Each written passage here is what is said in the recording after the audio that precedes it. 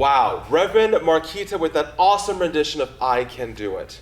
Good morning and welcome to CSLDallas, a center for spiritual living. We are all about being radically inclusive, spiritually progressive, and transforming lives. We're going to get started this morning with this awesome spiritual mind treatment by Sherry Wood, followed by an amazing performance of Drifting by Gary Lynn Floyd and Jamie Lutla. Entering into this moment, simply allowing our hearts, our minds to be at peace, resting in that truth, resting in that deep knowingness and awareness that right here in this moment, right where each of us sits, is that loving presence, is that divine intelligence and wisdom of the universe, is that infinite love and joy. And it is the light that each of us brings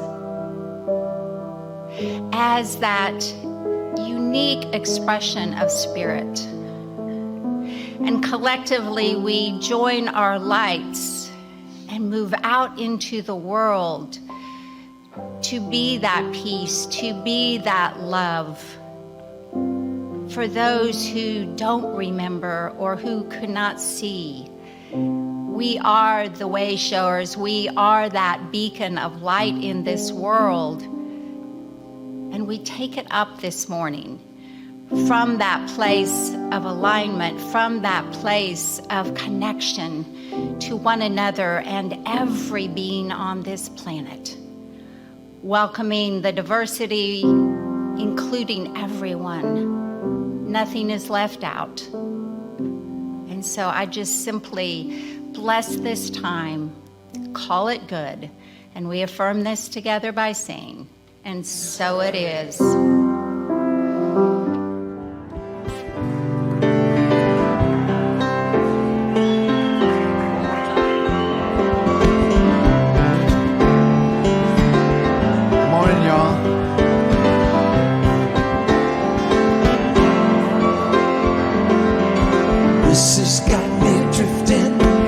This has got me drifting.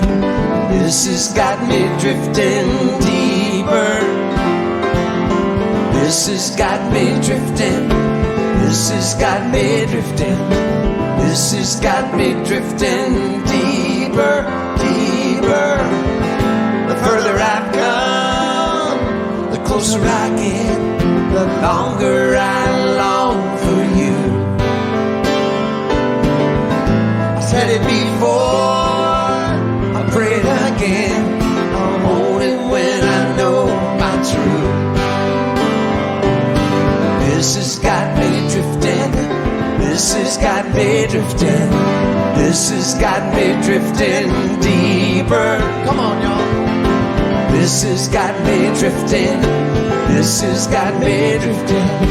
This has got me drifting deeper, deeper. I wanna let go, I gotta hold on, break the mold that can't contain. I gotta begin, I wanna dive into this mystery I can't explain. This has got me drifting, this has got me drifting, this has got me drifting deeper. This has got me drifting. This has got me drifting. This has got me drifting deeper, deeper. Holy Mother, full of grace, deep within me, take your place. Hold my hand and lift my face to the light that's always been there.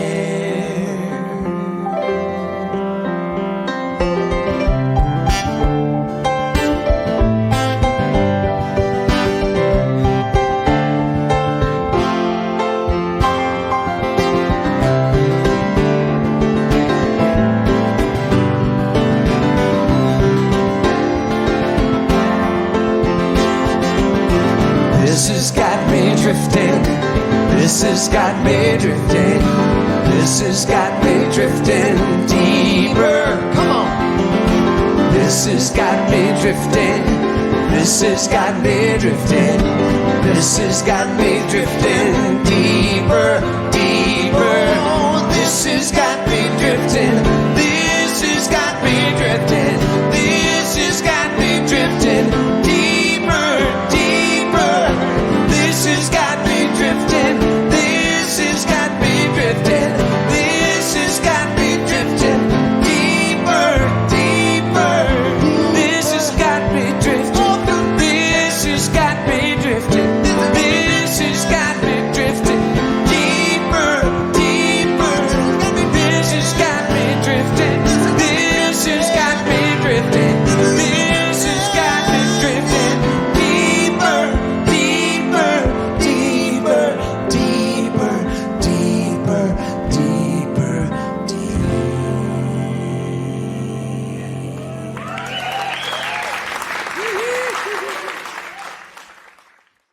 That was amazing. This has got me drifting deeper, deeper, deep.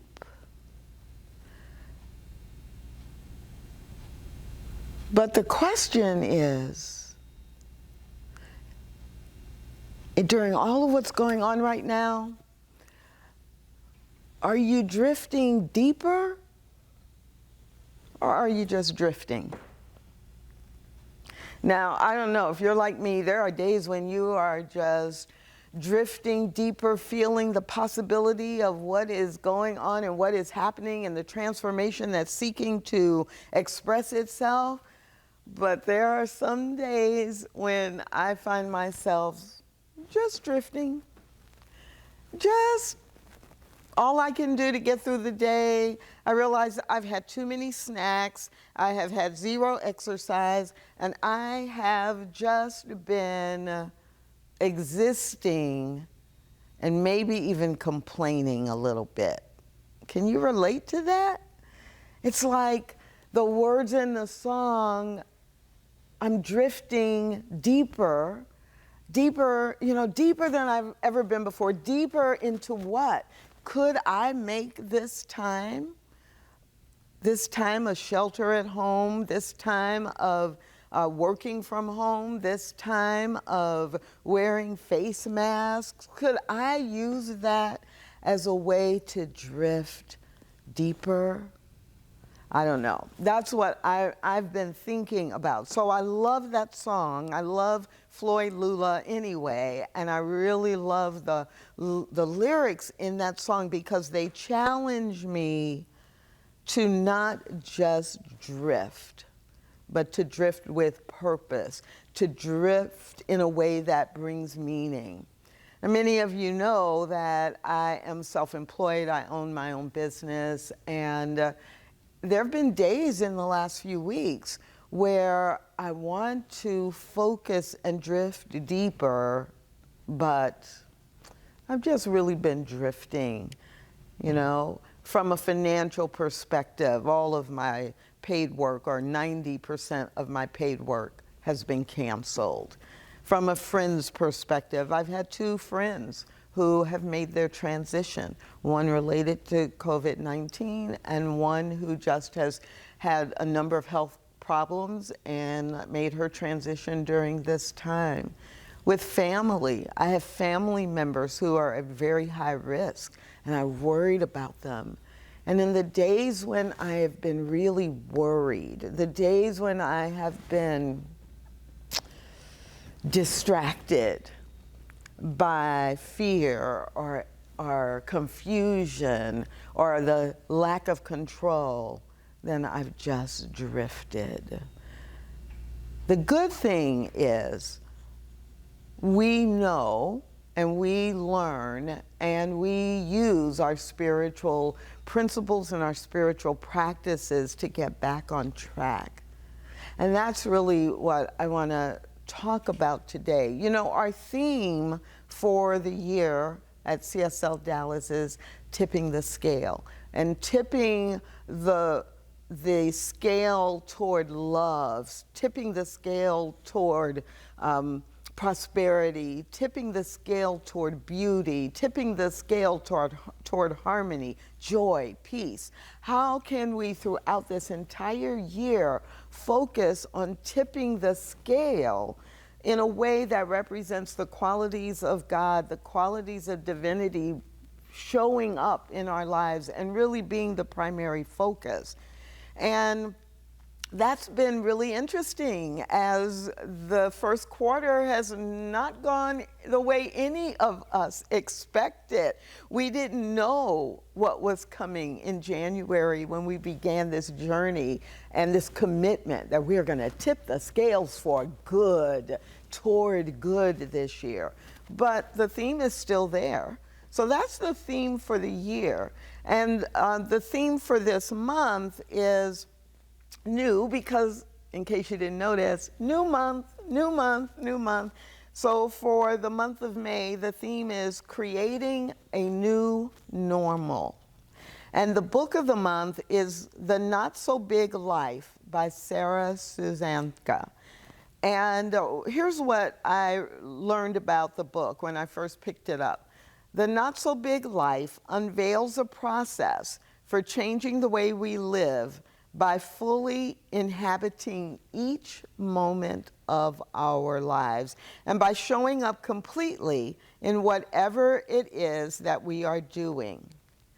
And in the book, she does a really beautiful thing. She's an architect by training, and she built a really successful business in helping people right-size their home, or as her first book was titled, The Not So Big House, and that you didn't just need more and more house in order to be successful or to have a house you love. So in The Not So Big Life, what she does is she uses this comparison that we don't have to have the biggest life possible, but instead we need to be able to create our life in a way that we can tear down our fears, our assumptions, and our conditionings in a way that opens us up to new possibilities, so we can start passionately engaging the things we long to do.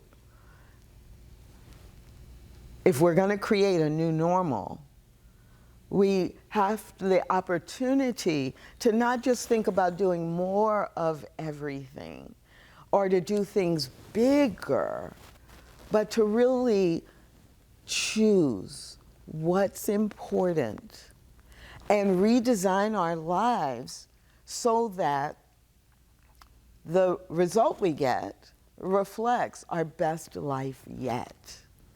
So within that idea of creating a new normal, and your best life, or your not so big life can be your best life, I get to talk about in the waiting room.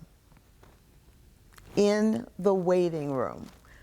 So go on a journey with me into 3 waiting rooms. Because isn't it true that often what it feels like these last few weeks is that we're waiting for the pandemic to be over. We're waiting to be able to go back to work. We're waiting to be able to go shopping. We're waiting. We're in a waiting room. So go with me to 3 waiting rooms. Let's do the first one. Let's have a waiting room in a doctor's office. Go with me to my annual just wellness exam. There's nothing wrong that I know of. I'm just doing my maintenance. And I'm waiting. My appointment is coming up in 15 minutes, and I'm just waiting. I have no anxiety. I have no worry. This is something I do on a regular basis every year or every year and a half. And if you're like me, what do you do when you're sitting in the waiting room? Well, maybe you pick up your smartphone and you're texting someone about what you're going to do that evening. Or maybe you're making a list of what you're going to buy at the grocery store when you leave the doctor's office. But it's just you're on automatic. You're on default mode, if that makes sense. And often that's how our lives are. We have a pattern. we're used to it, and we are simply waiting for things to happen, but we assume they're good, we assume they're normal, we're not concerned about them, and that's kind of the waiting room of our default self, our default life. Maybe the waiting room that reflects your life before March 2020. Second waiting room. Imagine that we are in a waiting room and you're in the waiting room of, let's imagine that we're in the waiting room of a surgeon. And you're visiting this surgeon for a second opinion. About a week and a half ago, you visited the doctor, and the doctor took some tests because the doctor was concerned about something in your blood work or in some other part of the exam, and came back to you a few days ago with a diagnosis that is very serious. And now you're in the waiting room of a surgeon and you're seeking additional advice and a second opinion. My guess is, as you are in that waiting room, it's a different experience than the first waiting room. You might be experiencing some fear. You might be experiencing some confusion. You might be experiencing a desire to be hopeful, but that desire keeps butting heads against fear and doubt and confusion.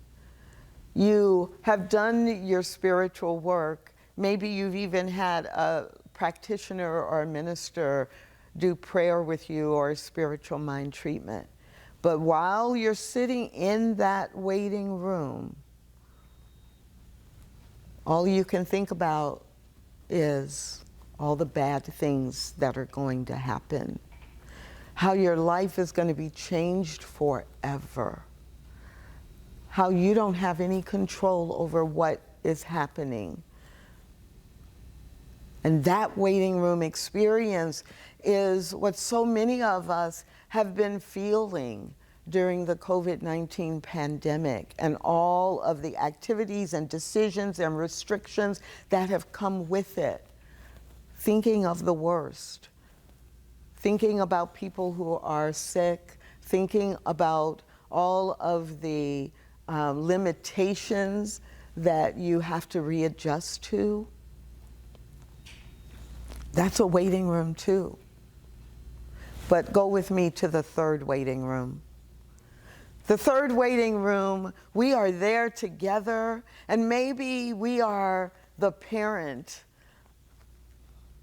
of a child about to be born or a child about to be adopted. And we're in the waiting room and we're so excited. Our life is about to change forever. It will never be the same again. But now I'm going to be the parent of a child. It's my first child. Or I'm going to be a grandparent for the first time. And I don't know what's going to happen, except I know that I'm getting ready to either birth a child or accept the birth of a child or the addition to the family. And all I can think about is, wow, I don't know what's going to happen. I don't know what the child's personality is. I don't know where they're going to go to school. I don't know what they're going to choose to do for a career. I don't know what their gender identity is going to be. I don't know what school they're going to go to. I don't know any of that. But I'm excited because all I can think of is what I need to do to get ready to pave the way for this child and for my family to have the most amazing experience possible. But the reality is, I'm in the waiting room. It hasn't happened yet. The child has not been born, or the child's adoption papers have not yet been signed. I'm in the unknown. And I might have a little bit of fear that I might do something wrong, especially if it's my first child. I don't really know what to do. What will happen if they're sick? When do I call the doctor? But that little bit of fear is wiped away by the excitement, the assumption, and the claim. The claim, this is good. This is going to be good. I am preparing myself for the good. But I'm in the waiting room. What waiting room are you sitting in right now? The past is gone. The old way of doing things, it has dissolved. I'm using dissolved lightly because for most of us, it felt like that. Like one day we were doing this, and the next day we were doing this. But the old ways, the old assumptions, the old claims, they're gone. Which waiting room do you choose? Waiting room number 1 is gone too, because you can't be on default. You can't just assume everything's gonna unfold the way that it always does. So which waiting room between waiting room 2 and waiting room 3 are you going to choose? One of the things that I keep in mind is this quote from Ernest Holmes. It's from the book, This Thing Called You. And it says, you exist.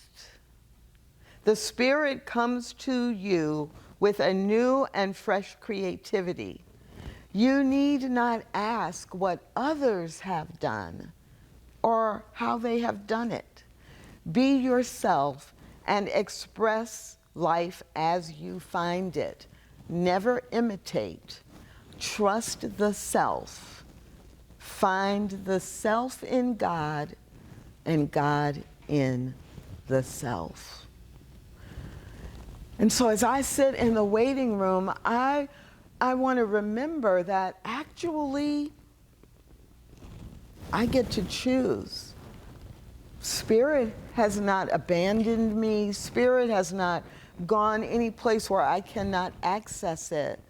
But I get to reflect, wait a minute, what is it that is seeking to express now? And how can I be a beneficial presence now? And where do I want to go? And another Ernest Holmes quote that I have found myself using a lot in the last week is from How to Use a Science of Mind. The divine mind does not necessarily contain a mental blueprint of everything the individual is going to do. I'm just going to read that again. The divine mind does not necessarily contain a mental blueprint of everything the individual is going to do. It does, however, contain the possibility of all individual action.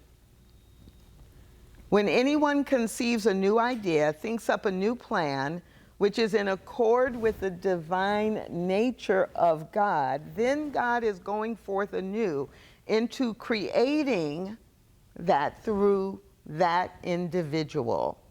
And that person should expect that all the power and all the presence there is will creatively flow in, as, and through them.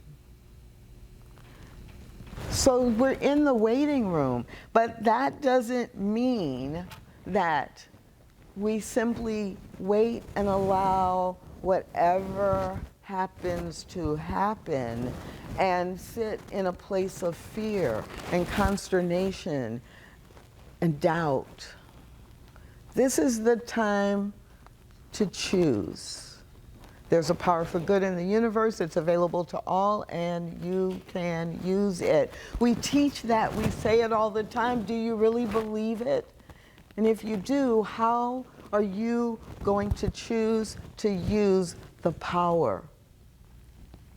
One of my favorite James Baldwin quotes is, an old world is dying. Duh. An old world is dying, and a new one, kicking in the belly of its mother, time, announces that it is ready to be born. The birth will not be easy, and many of us are doomed to discover that we are exceedingly clumsy midwives. I use that quote a lot. I've used it a lot in the last few years as things were changing. But lately, I've been using it and thinking about it in this context of, I'm not just in the waiting room, bored. I'm in the waiting room, but I've got to define what is the world like that I know I want to birth. And I might be clumsy with it. I might not know exactly. And then I went and looked the quote up again and realized there was a second sentence that I had never paid attention to before, and now it is so important. So the birth will not be easy, and many of us are doomed to discover that we are exceedingly clumsy midwives. No matter. So long as we accept that our responsibility is to the newborn. The acceptance of responsibility contains the key to the necessarily evolving skill.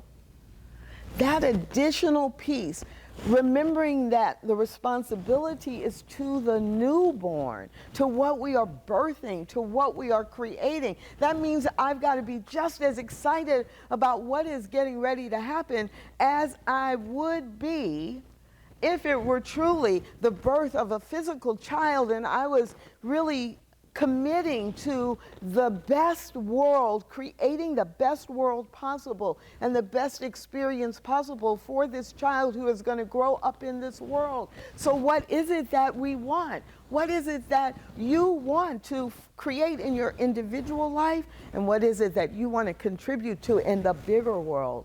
I know I don't want to be just drifting. I want to drift deeper. And I want to be in a waiting room where I'm creating a world where race-based hatred and violence is no longer accepted. I want to create a world or birth a world where everyone has access and the ability to afford good health care. I want to live in a world where it is not normal to see homeless people because everyone has a home to live in and food to eat. I want to birth a world that works for more people, for all people. I want to create a life that contributes to that. And so I am in a waiting room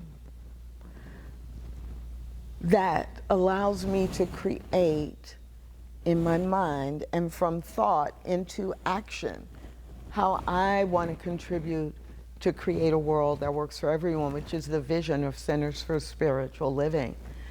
You may have a different world you want to create, but now you are in a waiting room and you have the opportunity to define what that is, to consciously choose that, and to help to create a new normal that reflects the imagination and the intention of spirit. And the way that we all begin to do that is to turn away, stop clinging to what was, stop holding on to the way it used to be. Stop mourning that the past is now behind us. And instead, we get to unbecome who we have been in order to create a new normal.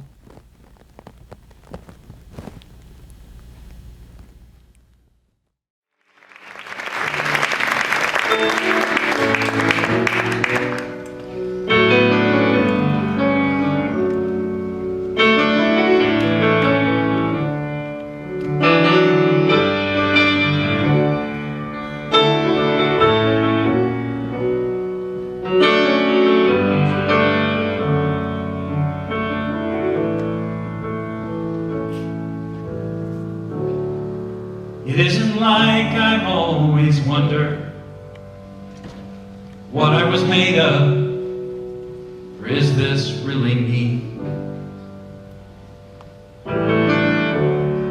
I've only recently discovered I've always stood in the shadows of expectations of me.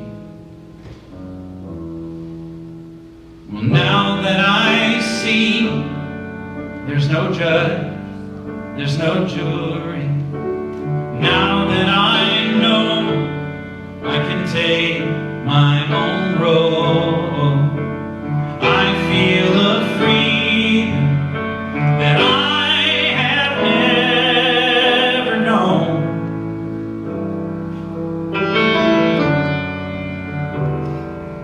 It's about unbecoming what I never was. It's about unlearning what was never true. It's about unbelieving all the lies that I've been told. Unbecoming is the story of my soul.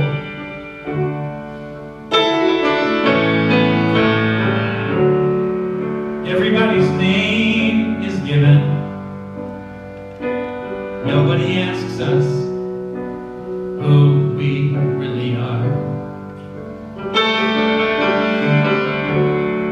But after so many years of living, you wouldn't think the answer would still feel so far. I'm slow, I'm smart, I'm accounting, I'm art, I'm a left brain or right, I'm a morning person or night. Well, maybe it's time to step outside those lines, see who I find. 'Cause it's about unbecoming what I never was. It's about unlearning what was never true.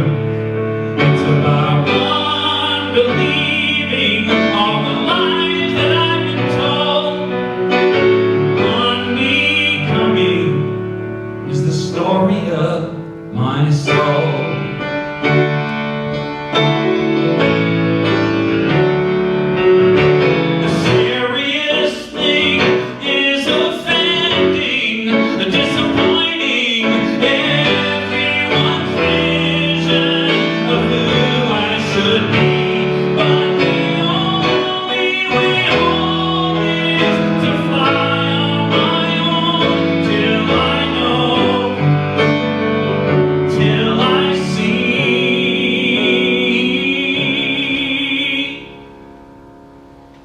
It's about unbecoming what I never was. It's about unlearning what was never true. It's about unbelieving all the lies that I've been told. Unbecoming is the story of my soul. Unbecoming is coming home.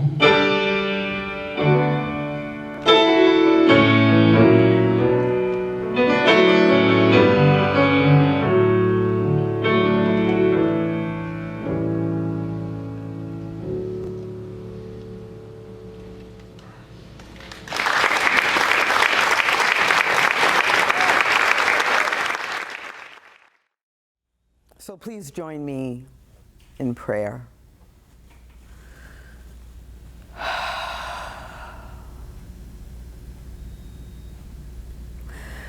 There is always life expressing.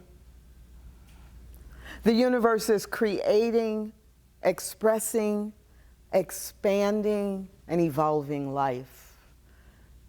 That is true for every blade of grass, the oak tree, the squirrel that scampers in the yard and through the tree limbs. And it is true for the sun rising, the stars shining. So it is also true for every human being. My life and the life of all humanity is simply the expression of life constantly expanding and evolving. So being in the waiting room is simply a time to be able to move into the next new normal. In order to do that, what I claim right here and now is that I am unbecoming. I am unbelieving the old beliefs. I am unlearning the old patterns. I am choosing new behaviors and creating new habits. I am choosing new beliefs in order to create the best possible world, the best possible life. I know that Spirit's highest vision for me and Spirit's highest vision for the world is simply seeking to evolve, and I refuse to get distracted by anything that looks like it is out of alignment, because it is simply changing. It is simply evolving. It is simply inviting life into its next great expression. And so I'm excited about unbecoming. I am excited about creating a new normal. I am excited about this opportunity to explore life in a new way. I'm so grateful to be in the waiting room. I'm so grateful to know that the waiting room is like an incubator, giving me the opportunity to choose, to design, and to commit. So from that place of choosing, from that place of designing the best and highest good for each individual, for myself, and for all of life, I simply release, knowing that in the mind of God, good is already complete. So I let it go. I let anything that is out of alignment with that good go. And I allow Spirit's vision, spiritual law, spiritual principle to be my guide and the guide for the world. And if you agree with me and are ready to commit to unbecoming and becoming Christ in action, then I invite you to say with me, and so it is.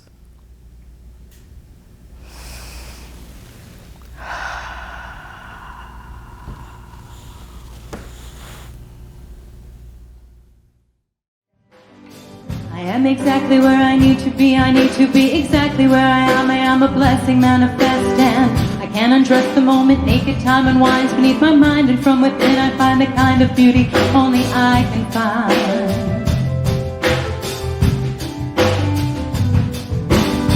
I am exactly where I need to be. I need to be exactly where I am. I am surrendering so willingly to be the perfect me inside this now, and truly how else could it be? Destiny, she blesses me. Destiny, she blesses me.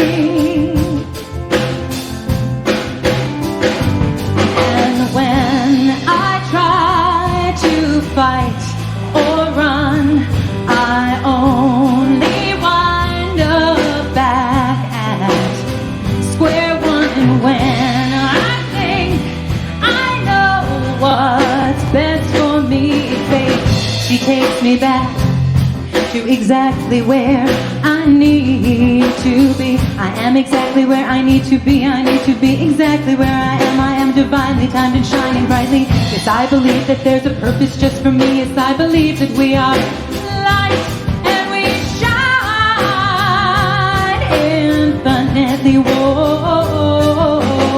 I am exactly where I need to be. I need to be exactly where I am. I am not endlessly existing. See, I am in perfect harmony with universe. universal energy, and I am truly free when I accept my own divinity. Look at me closely. Tell me exactly what you see. If you are paying attention, you will now begin ascension of the mind. Why? Because if you look at me just right, you will see a kiss. For it took a kiss to make this breath exist, the intersection of my mother's and father's lips to touch, twist, perfect what came next to produce me. Yes, look at me and you will see the breeze. The breeze it took to shake the leaves, to make my mother's hair move, my father dare touch and say, please, may I have a kiss? Yes, the breeze made me exist. And if you want to get even deeper into this right now, look at me and you will see a big old cloud. That's right, the cloud it took to form the storm, to make the breeze, to shake the leaves, to inspire the lip lock. Yes, raindrops will come up out of these words. Look at me and you will see a dark, stormy night. And what is night? Well, night ain't night without the polar opposite sunlight. So if you watch the way my hands sway, you'll see the light of day. And every day is a testament of the sediment of the earth's boards, ever spinning enormous force. And if you look at me, you can see a scarf of that sort. But the most fascinating thing about this, and it's true, that if you look at me just right, you'll see you. And it's only what you perceive and how you see the distance between you and me that creates reality. So when I sing, you can feel it. When I cry, you can heal it. When I speak words, you can do the words that I speak by singing with me. Peace, love, free. Peace, love, free. Peace, love, free. Peace, love, free. Yeah. Peace, love, free. Peace, love, free. Peace, love, free. Peace, love, free. And when I try to fight or run, I only wind up back at square one. When I think I know what's best for me, fate, she takes me back to exactly where I need to be. And when I am alone and full of fear, I just remember the rising sun always appears. And every day miracles, well, miracles that I see. Well, you take me back, you take me back, you take me back, you take me back to exactly where I need to be. Whoa, whoa, whoa, yeah, yeah.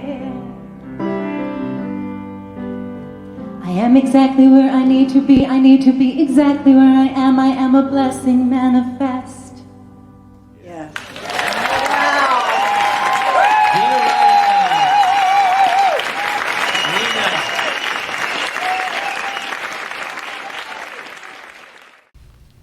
So you guys, CSL Dallas is a 7-day-a-week spiritual community here. And we can only do what we do because of your support. And you can donate through Facebook right now with the donate button right there. We also have text options. You can call, or you can visit our website, CSLDallas.org. Thank you, thank you, thank you for your donations. I just want to remind everyone that after the service, we have a Q&A with the fabulous Tracy Brown, and also we have our practitioners set and ready to go in Zoom for you. They have breakout one-on-one sessions with them. They'll be available during the Q&A and after the Q&A as well. So starting May 5th, we have an amazing new offering on Tuesday nights with Reverend Karen Fry. It's called Consciously Seeking Spirituality. It's just going to be a very casual setting where Karen talks with people like you and me, and also bring in spiritual leaders. For example, our very first episode will be James Van Prague, a world-renowned medium. We're so excited to have him. We can't wait. Also, we have 2 new courses coming up led by Tracy Brown and Bert Hedden. The first one is called Exploring Roots. This one is all about discovering your authentic self, reading Emerson. This one's also about helping your brain understand what your heart already knows. You read Thomas Troward. Also, to claim your good in the presence of the mystical presence, you read Emma Curtis Hopkins. So go read the greats and go deeper with Tracy Brown and Bert Hedden. And finally, we have Self-Mastery with our very own Tracy Brown. This course is epic. So through the course, you will basically focus on this sort of misperception that you are separate from spirit, that you are separate from the divine.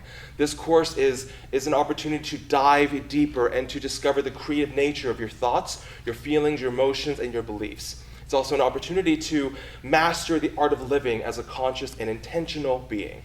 We're so excited about the courses. All right, so you guys stick around for the Q&A with Tracy Brown. Our practitioners are waiting, and also we're going to end the service with a little bit of Psychedelic.